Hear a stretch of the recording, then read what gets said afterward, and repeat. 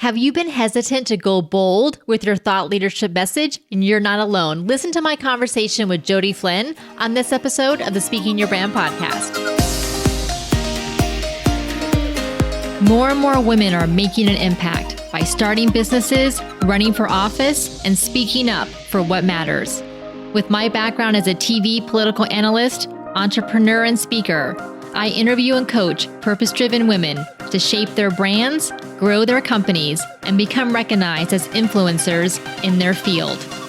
This is Speaking Your Brand, your place to learn how to persuasively communicate your message to your audience. This conversation you're about to listen to with my guest, Jodi Flynn, is so good that I've taken the audio from the LinkedIn Live, which is what it originally was, and put it on the podcast because I wanted more of you to hear it. Before we get into that, I wanted to make sure that you know about our Summit Speakers Reunion that we're hosting on June 21st. We held 2 virtual summits live, and one in 2020 and one in 2021 called Brave, Bold, Beyond. They were incredible events. 10 women speakers at each one delivering 10-minute TED-style talks where they really dug deep into their stories and connected their stories to their big ideas. We coached them, we helped them to get to the point where they could deliver their talk live in front of a virtual audience, and they did amazing. We're sharing this event with you now, the Summit Speakers Reunion, because we want you to hear and to learn what it was like to create a transformational talk, a TED-style talk, what it took for them to be truly vulnerable with their story, what it was like, and what they've been doing since then. This is an entirely free event that is happening live June 21st. You can register by going to speakingyourbrand.com/reunion. Again, that's speakingyourbrand.com/reunion. Now, let's get on with the show. Hi there. Welcome to Backstage with Speaking Your Brand. I'm Carol Cox, founder and CEO of Speaking Your Brand. Today, we are talking about how to go bold with your thought leadership message. My guest today is Jodi Flynn, who has a company called Women Taking the Lead. She also has a fantastic podcast called Women Taking the Lead. And we're going to chat today about how Jodi has become much more bold with her own thought leadership message over the past few months, especially when she went through our Thought Leader Academy. She just graduated a couple of weeks ago. So we'll also chat a little bit about her experience in the Thought Leader Academy. But I know you've been doing a lot of speaking. You've had your podcast for a number of years now. You've done a lot of speaking and presentations, and you're really good at it. And I know that you enjoy it a lot. So what was the kind of the process for you, or what was that aha moment where you felt like, okay, I think I need to go bolder with what I'm talking about? First, Carol, thank you so much for inviting me on your LinkedIn Live. This is amazing. And yes, you're right. I have done a lot of speaking, and I will say this is counter to what most people feel about speaking, but I love it. I really do. Not to say I don't get nervous before a presentation. I want to do a great job. I get the jitters. I might get a little like butterflies in my stomach, all of that stuff, but have learned over time to channel that energy into my presentations. And a minute in, I'm like, I am in my zone and I love this. And there was a particular type of presentation that I was comfortable with and I leaned on. And it was more of a workshop style presentation. And in fact, there were times where I was asked, can you make this kind of a workshop? We want to make sure that there are takeaways and actions that the participants can do. We want this to be high value. And I was like, absolutely, yes, I can do that. But then I noticed the more I was speaking, the more I was being invited to do keynote style presentations. And I mean, I've seen keynote presentations, they're amazing, but I really didn't understand the difference between the two. And for a long while, I would turn my keynote presentations into that workshop type format. And it worked for a long while until it didn't. It was not working anymore. I was getting to the level that when an event planner asked for a keynote presentation, they had a certain type of presentation in mind. and I was running into stumbling blocks and, had disappointed someone who hired me. And of course, I've been following you for years. We've known each other for a while and I've had some of my clients have hired you to work with them. And I've always had it on my list of like, okay, as soon as I have the bandwidth and the time, I'm going to hire Carol and we're going to hone this out. And after an experience I had last fall, I was like, that's it. That's it. I'm done with trying to figure this out on my own. I need professional help to help me develop my keynote presentation. Well, Jodi, thank you for sharing that. And for those of you who are watching right now, either live or in the replay, if you can relate to what Jodi is talking about, as far as you feel really good with the workshop style presentations, with teaching, with training, that's really kind of your wheelhouse and your comfort zone, but you feel like it's a little bit more challenging to go into more of the keynote, story-driven, kind of big picture type of talks, because you may feel like it's less tangible or like you're providing less valuable takeaways for the audience. And I know that so many of us, because we start speaking and doing the teaching and training as type of speaking engagements, it can be hard to shift to kind of this other style of presentations. So Jodi, can you tell us a little bit about the work that you do in Women Taking the Lead, who you work with, kind of what challenges that your clients are facing and what you help them to get to? So let's talk about that first, and then we'll come back and talk about your thought leadership message related to that. So in Women Taking the Lead, I'm an executive leadership coach, and I specialize in working with women leaders in that first year after a promotion, when they're still trying to stabilize. It is not uncommon for women, and men too, to be promoted, and the style of leadership that's required at this new level is not what has made them successful thus far. And so they have a hard time letting go of the old ways of operating as a leader and embracing the new ways. And for women specifically, some of the things they have to let go of is perfectionism, people pleasing, needing to be in control, wanting to have like their hands in every project, attending all the meetings to make sure all the information is gathered and is correct. And, so if they don't immediately start to adapt to the new level of leadership, they start to become overextended and exhausted. And so I coach them through that transition to operate at a new level, to almost take on a completely new identity. And what really hits me in my business is when women have been promoted, they're successful, they're talented, they're driven, they're amazing. And they say things like, I don't want the next one. This is already too much. I can't, and so they're already deciding like, this is as far as I go, because sometimes I'm working with clients who have made tremendous sacrifices to their health, well-being, and their personal life. So the thought of taking on more is just beyond them. Yeah. And that's really obviously because I know you're a huge proponent, as am I, of having more women in leadership positions. And so if they're feeling like they don't even want to go further within that company to have more promotions because they're still trying to do too much in that kind of that previous identity that they held. Yeah. It's counterintuitive at that point to think like, oh, I want the next one, like I'm ready to take it on. Internally, we get this feeling of like, nope, I need to put the brakes on. What they don't realize is it's how they're operating.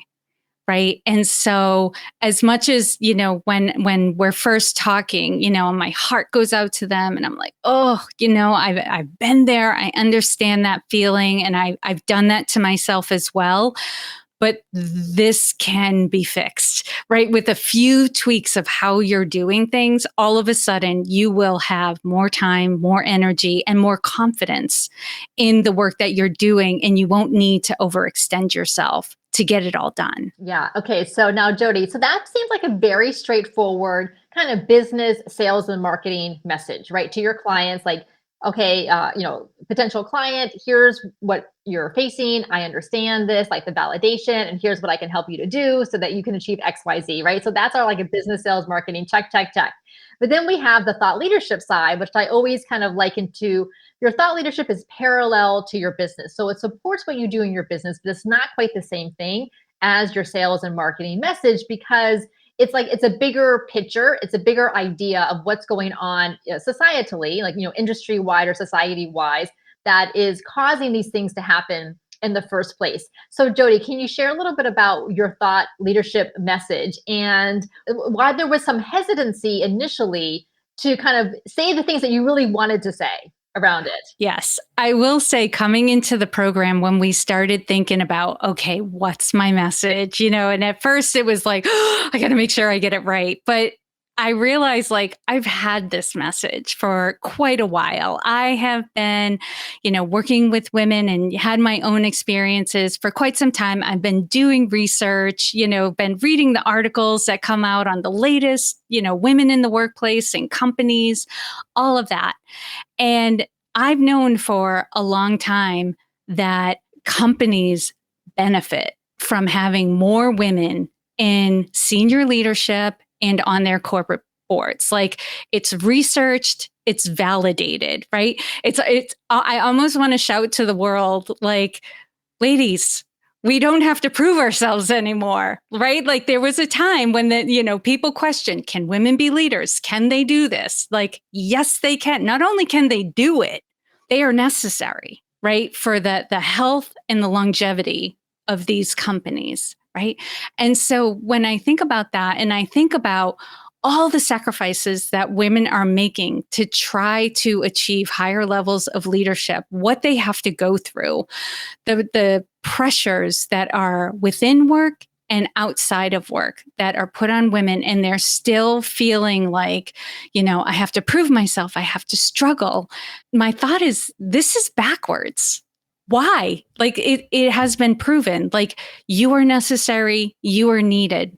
The problem is the obstacles within companies that are preventing women from rising to senior leadership as quickly as men are.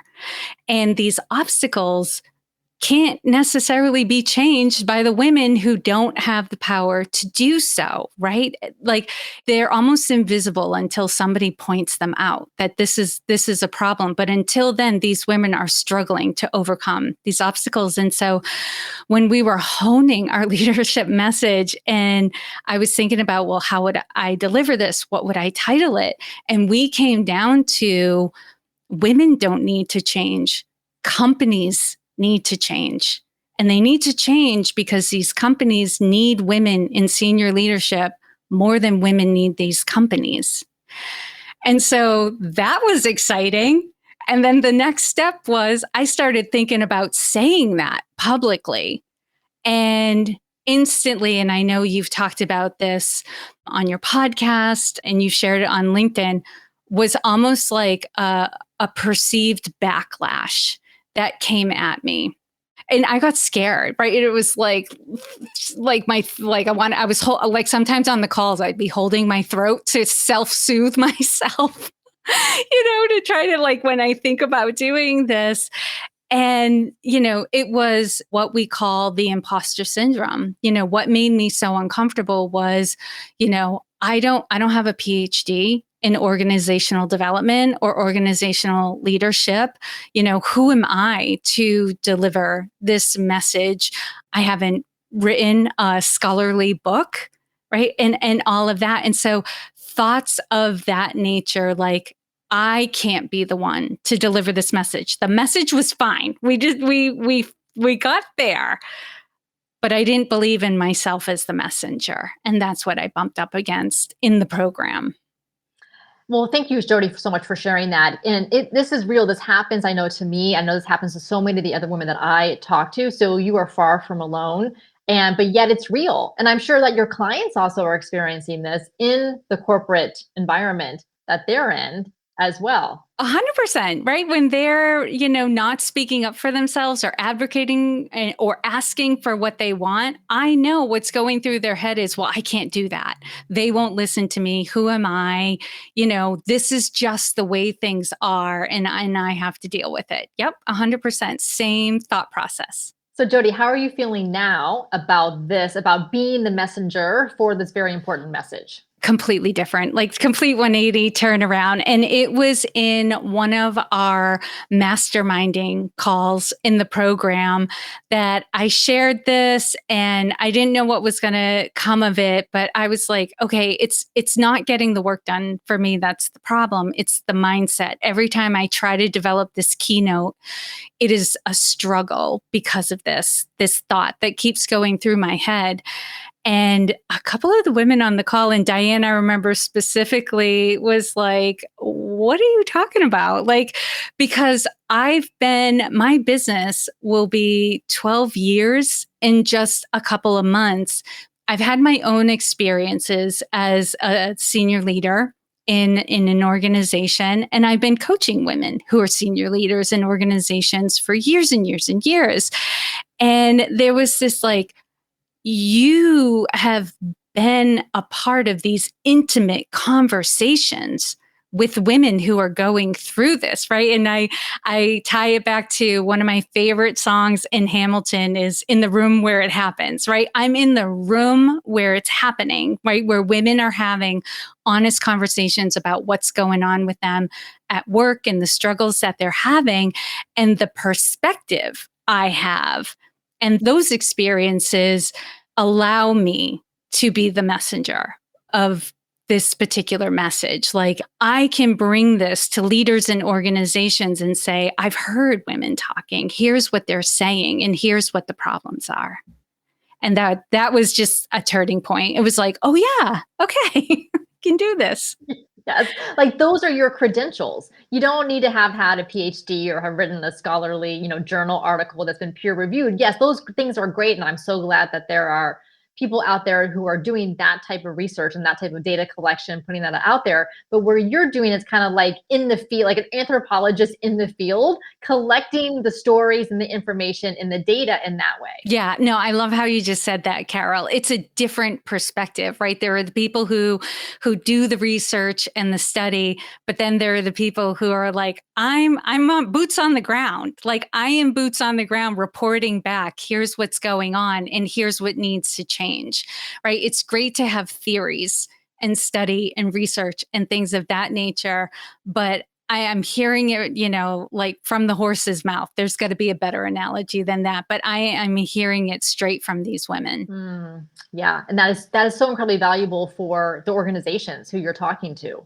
All right, so let me share. I'm going to put this up on the screen here. So this is our voice thought leadership model. So this is something that I came up with because, of course, I love acronyms. So I put together these things and I can't help but define an acronym for it. So voice stands for something. And so you have your viewpoint for your topic area, which Jodi, clearly you have.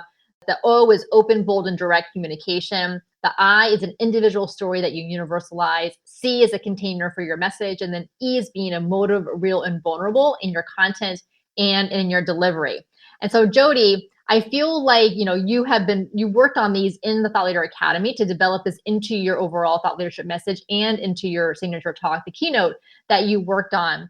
And I remember in your graduation speech that you shared a very powerful story about kind of what led you to the passion and the interest you have for the work that you do today to help women. I'm totally putting Jodi on the spot here. Would you mind sharing a little bit about that? No, absolutely, Carol. I'm happy to. I mean, this really set me on a path.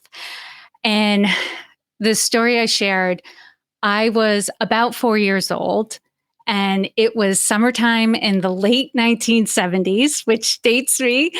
And I remember it was summer because I remember the summer dresses with those straps that, but I had a sweater on because we were going to church. And it was an exciting day because my brother Sean was going to be on the altar for the first time serving as an altar boy. So it was like, ooh, this is going to be fun. So we went, we sat in the pew, and I remember just sitting in the pew. My parents like to sit in the front pew too. So we're in the front, and I have perfect line of sight on my brother, and I'm watching him do his thing, and I'm like, oh, that's amazing. It's like a performance, like this is great. And I remember thinking like, I want to do that. Right. And as we were walking out of the church, I said to my mom, I was like, when I'm old enough, I want to be an altar boy too. And my mother looked down at me and she said, you can't be an altar boy. You're a girl. Only boys can serve. And, I was kind of like, oh, like just a little taken aback. And I think for me, it at 4 years old created like an awareness of things. Like I started watching things a little more closely, the differences between what men were doing and what women were doing, what men were allowed to do and what women were not allowed to do, what we believed men to be and what we believed women to be. And it was even more galling about 5 years later when I watched my brother Steve, my younger brother Steve, up on the altar serving as an altar boy, and it was so crushing. And I remember at some points just being beside myself, like, why? This makes no sense. I think any girl can understand that moment of like, this makes no sense to me at all. And I at times was angry about it as well. And it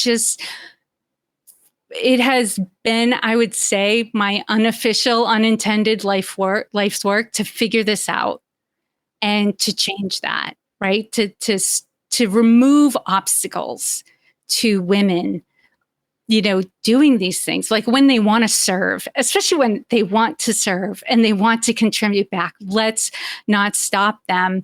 And I'll go even further and I will say many of the predicaments that we're experiencing globally in our current era is due to the fact that women have not been a part of the conversation and they have not been in positions of authority and decision-making power. And whatever I can do to change that and to remove those obstacles and make it easier for women to not only get to senior leadership, but to stay there, right? And to feel good in those positions, I'm going to do it. Well, Jodi, thank you so much for sharing that story. I know how personal that is to you and how you still feel it. And I feel the same way about, childhood stories too. But you can see how your overall thought leadership message that it's not the women who need to change, it's the organization. It was not you who needed to change as a little girl who wanted to serve. It was the church, right? The organization that needed to change to allow girls to do that. Right. It was like, I'm great. Right. I don't need to change. And, I'm happy to say they have. My niece, Vanessa, is an altar server at her church. And I'm thrilled, but let's remove all the obstacles. Right? There's more. There's so many more. I'm glad to see that one go away, but there's so many more that we need to work on. Yeah. And that's why I'm so grateful for you and for so many of the other women who are doing this work as really their life's work. Jodi, as you went through the Thought Leader Academy earlier this year, was there anything that surprised you about the experience, or that kind of like what you worked on something or something came, to you that you weren't expecting? That's a great question. I guess the level of structure in the program, I wasn't expecting. Like the trainings were great. The worksheets were great. I'm a bit type A, so I do like structure. Right? I like to know there's a path and there's a plan. But also what I really appreciated, like I didn't realize how much the women in the program were going to contribute to my thought leadership and my message. Like, so much value and so much gold came from you and Diane and the other participants. Sometimes just giving their feedback or giving one piece of like, I like this, or you should do, I would recommend doing a little more of this. And it made all the difference in the world. Like, having that supportive community while you're doing something that, while it's simple, is not easy, that I didn't expect. And that was amazing. Oh, well, I'm so glad to hear that, Jodi. And I want to give a shout out to some of the women who are watching right now live. Hi, Mary Beth. So nice to see you. Hi, Monica. She says, believe in yourself as the messenger. Yes. And she says, and then she was talking about the organization needs to change. And Monica said, especially when girls and women are willing vessels, like we're willing participants. And then Heike Martin is in our current Thought Leader Academy that just started. She says, not having credentials is something that's been holding her back as well. So yeah. And then Diane is here as well, of course, our lead speaking coach. And she says, so glad that you're working to change the message that too often girls receive, that they can't do something, or they're not supposed to do something, or they're not the right fit for something.